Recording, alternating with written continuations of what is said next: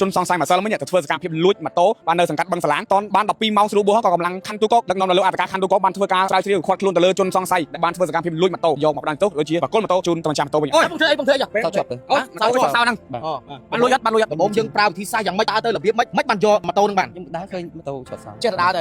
ហើយចេះតែដើរលួចចឹងទៅតែចេះដើរទេខ្ញុំដើរលួចទេតែម្ដងហ្នឹងពេលសមត្ថកិច្ចចាប់បានតែម្ដងទេម្ដងហ្នឹងតែម្ដងហ្នឹងទេតែម្ដងហ្នឹងឯងណាចុះរដងលក់ហ្នឹងណាខ្ញុំអត់ដែរបានលក់ទេអត់ដែរបានលក់ទេចុះមិនបាននឹងឃើញយ៉ាងហ្នឹងដើរទៅឃើញម៉ូតូគេប្រហែលពេកថាយកទៅលេខប្រពន្ធថាយកទៅលេខប្រពន្ធខ្ញុំយកទៅលេខប្រពន្ធលួចម៉ូតូយកទៅលេខប្រពន្ធនេះចេះតែមានហ្មងហ៎អេបើយច្បាស់មើលខ្ញុំនិយាយមែនទេនិយាយមែនតើហ្មងប្រពន្ធណាវិញបងនៅបាត់ដំបងហើយចឹងអត់មានអីជិះលេខប្រពន្ធជិះបាត់ដំបងហើយចុះពេលលួចហើយមិនសឹមហ្នឹងពេលហ្នឹងយកម៉ូតូទៅណាយកទៅទុកនៅកន្លែងផ្ទះបងដែលស្គាល់ខ្ញុំទៅដេកលក់ទៅអូដេកលក់ហ្នឹងដេកបើកភ្នែកមកចុះក្នុងដល់ដាក់ស្គាល់ស្អីមិញហ្នឹងឮថាលោកអធិការក៏ប្រាប់ថាប្រើប្រាស់កម្លាំងជំនាញរបស់លោកដោយអត់ដល់ពី10ម៉ោងទេរកឃើញមិញហ្នឹងប្រសាសន៍លោកអធិការណាក៏ប្រាប់ណាមិនមែនទេដេកលក់មែនទេដេកលក់ងើបមកគេដាក់ខ្នោះហើយងើបមកពុំជាប់បាត់ចិនពេលហ្នឹងនឹកឃើញអីលពឹសដៃអីលំោះដៃអីទៅយកម៉ូតូគេហ្នឹងដើរឃើញសៅហ្នឹងលើតំណងពេកមកតំណងពេកអត់ទៅហេគេទុកម៉ូតូចោលនៅមុខផ្ទះគេលួចទៅម្ដងឃើញគេជាប់សៅម្ដងបាទហើយបើម៉ូតូអត់ជាប់សៅហ៊ានទេបាទអត់ហ៊ានទេដំណឹងបងអូនប្រាប់មិញថាខ្ញុំហ្នឹងមកសារព័ត៌មានមកចាំនៅមុខថាយកម៉ូតូមកឲ្យមានណាអ្នកសារព័ត៌មានអត់មានសិទ្ធិប្រគល់ទ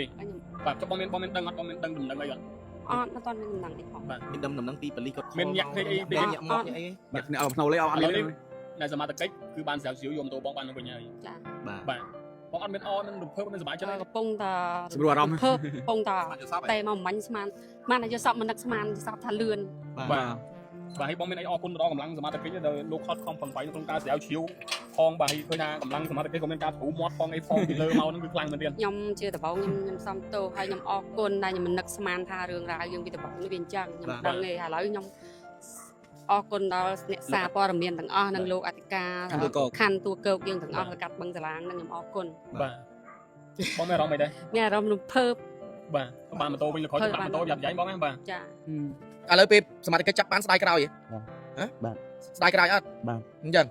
ចុះរបស់របរខំទ្របគេខំទិញខំអីគេលក់ដូរទឹកអំពៅមួយកែវ500 1000តំបំសំបាន10000 20000ទិញម៉ូតូ1000 2000ឲ្យកូនគេជិះទៅរៀនឯងមកយកស្រួលមានអារម្មណ៍មិនបើគេលួចម៉ូតូរបស់យើងនេះហ៎ពាក្យសុំទោសទៀតលោកអើយនេះម៉ូតូហ្នឹងអ្នកលក់ទឹកអំពៅសំ10ឆ្នាំបានម៉ូតូហ្នឹងហើយគាត់សំនឹងសំឲ្យកូនគាត់ជិះទៅរៀនណាទិញបានម៉ូតូមួយគ្រឿងហ្នឹងហើយច្បាស់ហើយថាយកម៉ូតូទៅជួបប្រពន្ធបាទអញ្ចឹងហើយយកជួបប្រពន្ធហើយមកវិញយកឲ្យម្ចាស់គេវិញអត់ដឹងទេណាអត់ដឹងមិនបើយើងអ្នកយករបស់គេហ្នឹងយើងលួចរបស់គេហ្នឹងមានឈ្មោះអីបាទឈ្មោះអីឆារីហ៎ឆារីយូរម៉ានហើយ33គាត់មុខរបរអីអត់មានធ្វើអីដើរលួចអត់ទេមិនដើរលួចអត់ធ្វើអីបានចុះបានអីហូបចុកប្រចាំថ្ងៃស្នាក់នៅអីមកទេសុំគេហូបចំដៃជើងល្អតាការងារខ្វះអីសំណងសន្តិសុខអីហ្នឹងក្រោយពីការផ្សាយពីយប់មិញហ្នឹងគឺមិនដល់12ម៉ោងស្រួលបួលទេគឺខាត់ខ្លួនបាននៅជនសង្ស័យដែលបានធ្វើសកម្មភាពលួចម៉ូតូនៅមុខផ្ទះបងស្រីលក់ទឹកអំពៅប្រិមជនហើយចម្លើយដែលជនសង្ស័យនិយាយថាលួចម៉ូតូហ្នឹងហើយបំណងទៅជួបប្រពន្ធនៅឯខេត្តបាត់ដំបងប្រិមជនទឹកពីសាហាយថៃដើម្បីសុខភាពលោកអ្នកក្រុមនឹងជម្រាបសួរបងប្អូនប្រិមិត្តដែលយំតាមដានរកការផ្សាយរបស់អង្គភាព TPU ទីក្រុមនៅគណៈវេលាម៉ោង 10:30 នាទីត្រូវថ្ងៃទី5ខែកក្កដាឆ្នាំ2026ខ្ញុំបាទមានស្ដីរួមនឹងអង្គភាព TPU កំពុងតែមានវត្តមាននៅក្នុងអធិការនគរបាលខណ្ឌទូកោផ្ទាល់តែម្ដងដែលមានជនសង្ស័យម្សិលមិញទៅធ្វើសកម្មភាពលួចម៉ូតូបាននៅសង្កាត់បឹងសាឡាងតនបាន12ម៉ោងស្រួលបួសក៏កម្លាំងខណ្ឌទូកោដឹកនាំដោយលោកអធិការខណ្ឌទូកោបានធ្វើការស្រាវជ្រាវបាទខាត់ខ្លួនទៅលើជនសង្ស័យដែលបានធ្វើសកម្មភាពលួចម៉ូតូបាទយកមកផ្ដាំទោសដូចជាបកគលម៉ូតូជូនទៅម្ចាស់ម៉ូតូវិញឥឡូវយើងចង់ដឹងរឿងរ៉ាវកាន់តែច្បាស់យើងធ្វើការសាកសួរទៅលើជនសង្ស័យទាំងអស់គ្នាអូយបងធ្វើអីបងធ្វើអីសោជាប់ទៅអូសោហ្នឹង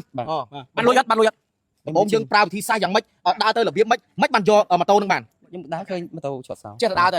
ៅហើយចេះតែដើរលួចចឹងទៅអត់តែចេះដើរទេខ្ញុំដើរលួចទេតែម្ដងហ្នឹងពេលសមត្ថកិច្ចចាប់បានតែម្ដងទេម្ដងហ្នឹងទេតែម្ដងហ្នឹងឯងណាចុះរដងលក់ហ្នឹងណាខ្ញុំអត់ដែរបានលក់ទេអត់ដែរបានលក់ទេចុះមិនបាននឹងឃើញយ៉ាងហ្នឹងដើរទៅឃើញម៉ូតូគេប្រហែលពេកបានថាយកទៅលេខប្រពន្ធថាយកទៅលេខប្រពន្ធខ្ញុំយកទៅលេខប្រពន្ធលួចម៉ូតូយកទៅលេខប្រពន្ធនេះចេះតែមានហ្មងហ៎អេបើយច្បាស់មើលខ្ញុំនិយាយមែនទេនិយាយមែនតើហ្មងហើយប្រពន្ធណាវិញដំបងនៅបាត់ដំបងហើយចឹងអត់មានអីជិះលេខប្រពន្ធជិះបាត់ដំបងអញ្ចឹងហើយចុះពេលលួចហើយមិញហ្នឹងគឺទៅធ្វើលួចហើយម្សិលមិញហ្នឹងពេលហ្នឹងយកម៉ូតូទៅណាយកទៅទុកនៅកន្លែងផ្ទះបងដែលស្គាល់ខ្ញុំទៅដេកលក់ទៅអូដេកលក់ហ្នឹងដេកបើកភ្នែកមកចុះក្នុងដល់ដាក់ស្គាល់ស្អីមិញហ្នឹងឮថាលោកអធិការក៏ប្រាប់ថាប្រើប្រាស់កម្លាំងជំនាញរបស់លោកដោយអត់ដល់ពី10ម៉ោងទេរកឃើញមិញហ្នឹងប្រសាសន៍លោកអធិការណាក៏ប្រាប់ណាខ្ញុំមែនទេដេកលក់មែនទេដេកលក់ងើបមកគេដាក់ខ្នោះហើយងើបមកពុំជាប់បាត់ចិនពេលហ្នឹងនឹកឃើញអីលពឹសដៃអីលំោះដៃអីទៅយកម៉ូតូគេហ្នឹងដឹងទេដើរឃើញសៅហ្នឹងលើតំណងពេក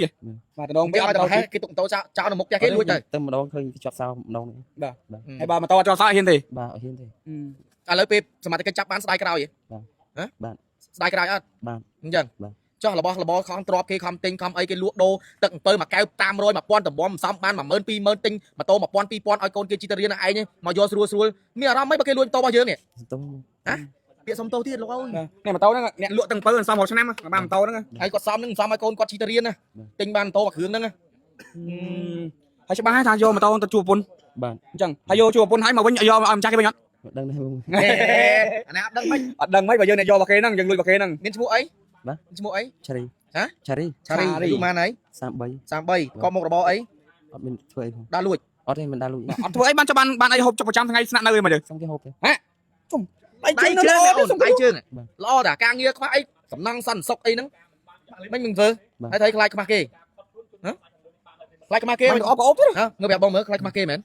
អូខ្លាចខ្មាស់គេ អត់ទេ អត់ខ្លាចខ្មាស់គេមិនបាត់ដើរលួចរបស់គេ ធ្វើណាឡៃស្គាល់គេបង អូការងារមកកណោយើងសួរគេទៅសួរនាំគេខ្វះអីការងារមកកណោ មានអតញ្ញាណបានបត់កណើតមួយទៅសូសន្តិសុខអីបានតើមិនទៅលួចរបស់គេឥឡូវមានអីទៀតនេះសមាជិកលោកគាត់ខ្លួនបានមានអីសុំទោសទៅម្ចាស់ម៉ូតូហ៎ សុំទោសចាំទោសផង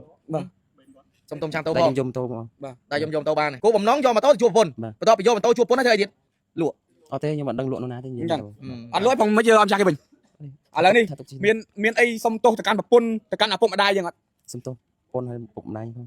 មានអីអរគុណដល់សមាជិកទេដែលសមាជិកគាត់ខ្លួនបានអញ្ចឹងមានអីអរគុណដល់សមាជិកឲ្យយើងចាប់គាត់ខ្លួនហ្នឹងឲ្យយើងកែប្រែនេះ បាទបាទ អាទម្លាប់ដើរលួចរបស់គេនេះមានអីអរគុណដល់គាត់ទេ អរគុណដែលថា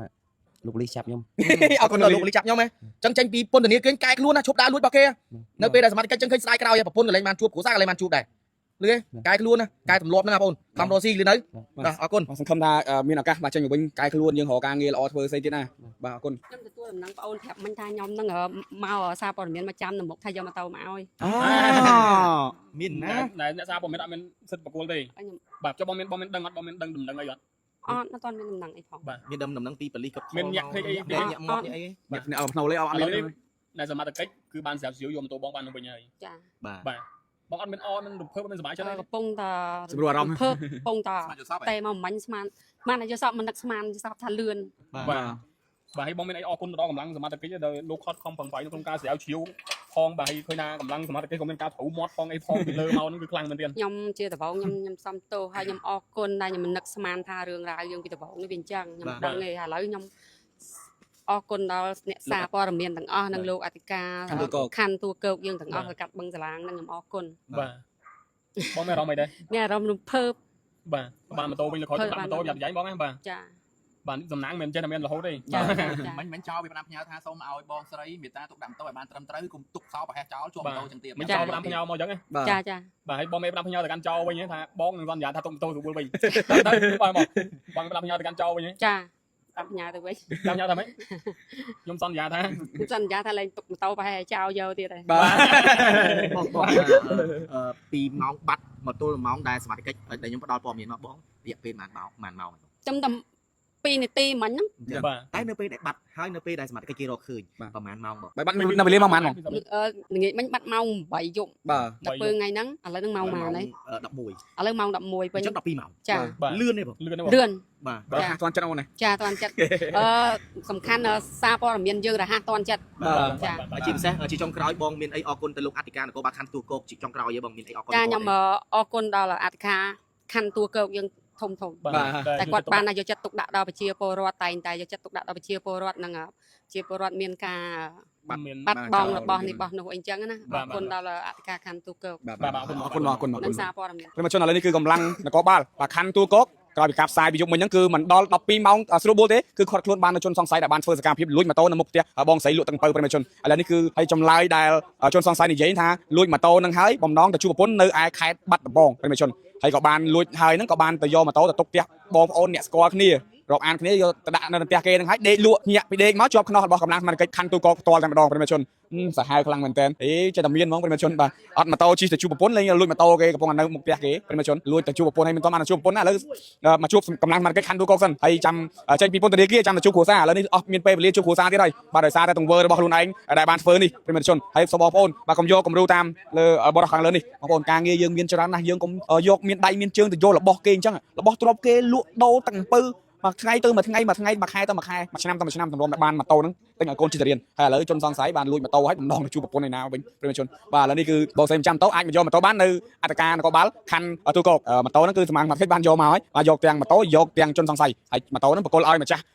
ម៉ូតូវិញជនសង្ស័យបញ្ជូនខ្លួនបាទទៅពន្ធនាគារបាទដើម្បីអនុវត្តតាមនីតិវិធីបន្តអរគុណណាស់ប្រិយមិត្តដែលខំចំណាយពេលតាមដានទស្សនានេះក៏ជាព័ត៌មានបន្ថែមដែលខ្ញុំទូបានពីទីតាំងពីកម្លាំងសមត្ថកិច្ចតែប៉ុណ្ណោះព័ត៌មានលម្អិតយ៉ាងនេះធ្វើការអាប់ដេតនៅពេលក្រោយនៅគណៈ